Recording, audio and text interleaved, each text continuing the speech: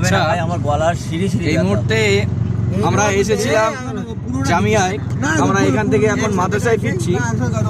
But যেটা দেখতে পাচ্ছি রাস্তার মধ্যে প্রচণ্ড কুয়াশা, গাড়ির ভিতর থেকে কিছু দেখা যাচ্ছে না। তো তার জন্য একটা রিলস দেখেছিলাম খান স্যারের, সেখানে খান স্যার বলছিলেন যে মানুষের চোখে কুয়াশা দেখা যায়, বাট মোবাইলের ক্যামেরায় কিন্তু কুয়াশা আসে না।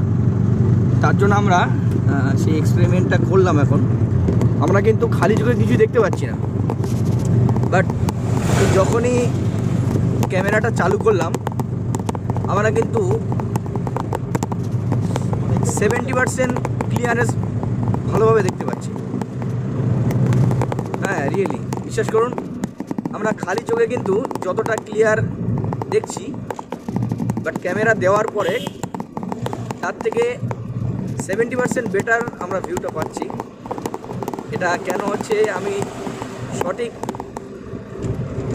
মেকানিজমটা জানি না, বাট এতটুকু শুনেছিলাম খান স্যারের কাছ থেকে যে মোবাইলের ক্যামেরায় কুয়াশা আসে না।